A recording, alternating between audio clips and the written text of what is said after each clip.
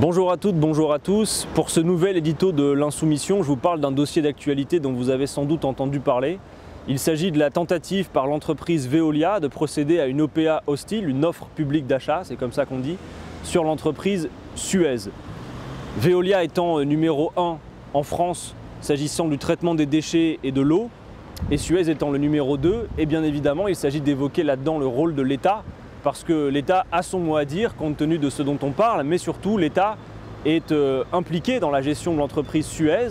L'État est également actionnaire de l'entreprise Engie, une troisième entreprise qui rentre dans l'équation, mais qui détient des parts de l'entreprise Suez.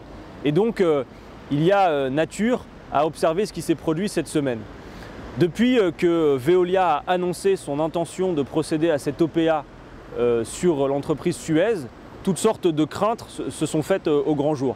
D'abord, évidemment, si cette entreprise se réalisait, eh bien, il y aurait le risque d'un démantèlement de l'entreprise Suez pour que Veolia puisse se conformer ainsi aux exigences de la concurrence. On peut imaginer qu'il y aurait des impacts forts en termes d'emplois, 4000 emplois pourraient être menacés, mais surtout on a à craindre de la constitution d'une forme de monopole privé sur ce sujet. Alors qu'on parle de la gestion de l'eau, du traitement des déchets, ça pourrait avoir pour conséquence, comme dans la gestion des autoroutes, que les tarifs de l'eau augmentent. Donc ça n'est pas possible, mais surtout ce sont les conditions dans lesquelles Veolia souhaite procéder à cette OPA qui sont à discuter dans le détail. Le premier acte pour que Veolia réussisse cette OPA, c'est de récupérer les parts de Suez que détient l'entreprise Engie, dans laquelle l'État est impliqué puisque l'État est actionnaire. Et ensuite, une fois ces parts récupérées, Veolia pourrait procéder à cette OPA contre Suez. Et le 5 octobre dernier, il y a eu un conseil d'administration du groupe Engie avec à l'ordre du jour la cession des actions de Suez détenues par Engie à Veolia. L'État y était représenté puisque l'État est actionnaire de l'entreprise Engie et donc il avait son mot à dire sur la cession de ses actions. Et ce que nous voyons surtout, c'est les contradictions qu'il y a eu au sein du gouvernement sur cette opération de la part de Veolia. On a vu que le gouvernement n'était pas toujours très aligné en la matière. On a pu entendre le Premier ministre, M. Castex, nous dire que pour lui, le rapprochement entre Veolia et Suez était plutôt de bon sens. Puis on a vu Bruno Le Maire, ministre de l'économie et des finances, s'opposer à l'OPA de Veolia en disant que c'était un mariage forcé et que ces conditions n'étaient pas acceptables et que donc l'État s'y opposerait, s'opposerait à cette précipitation et à ces conditions, notamment en votant contre la cession des actions Suez détenues par Engie à Veolia dans le conseil d'administration qui s'est tenu le 5 octobre. Oui, mais voilà, le 5 octobre, il s'est passé un fait inattendu.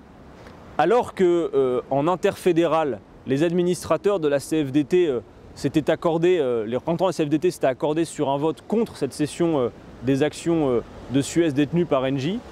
Au moment du vote, eh bien, les deux administrateurs de la CFDT Engie ont quitté la salle. L'État, lui, était représenté par ces administrateurs qui, en effet, ont bien voté contre au sein du conseil d'administration. Mais par le départ des deux administrateurs CFDT, l'État a été battu et il a été mis en minorité au sein du conseil d'administration. L'État a donc en quelque sorte sauvé la face. Il a voté contre comme il s'y était engagé, mais il a été mis en minorité par le départ de ces deux administrateurs. Alors on comprend mal, puisqu'en réalité la CFDT s'était accordée sur une position de vote contre ou d'abstention. Et l'abstention au sein du conseil d'administration aurait valu vote contre. Dans un conseil d'administration, quand vous vous abstenez à un vote, ça équivaut, du point de vue du résultat, à un vote contre. C'est différent en revanche si vous quittez la salle au moment du vote, puisque là vous ne prenez pas part au vote. Et c'est ce qui s'est passé. Et le journal Mediapart révèle qu'il y aurait eu une intervention directe au sommet de l'État, on parle de l'Élysée, pour en quelque sorte dire à ces deux administrateurs CFDT de s'abstenir, en tout cas de ne pas participer au vote. Alors bien évidemment cela reste à vérifier, la CFDT d'Engie et Laurent Berger s'en défendent, mais la CFDT de Suez par exemple demande qu'il y ait des éclaircissements qui soient réalisés sur ce qui s'est produit au sein de ce conseil d'administration. Et nous demandons à la représentation nationale, à l'Assemblée nationale, de procéder à une commission d'enquête parlementaire pour savoir quel a été précisément le rôle de l'État dans cette opération, quel est le rôle de l'État dans cette opération entre Veolia et Suez. Car on voit mal comment l'État pourrait être en réalité mis en minorité de cette façon au sein d'un conseil d'administration où il est actionnaire, Engie, de la même manière qu'on voit mal comment une entreprise comme Veolia pourrait procéder à une OPA hostile contre une entreprise, Suez, où l'État est autant impliqué, sans que l'État n'ait eu, d'une manière ou d'une autre, son mot à dire.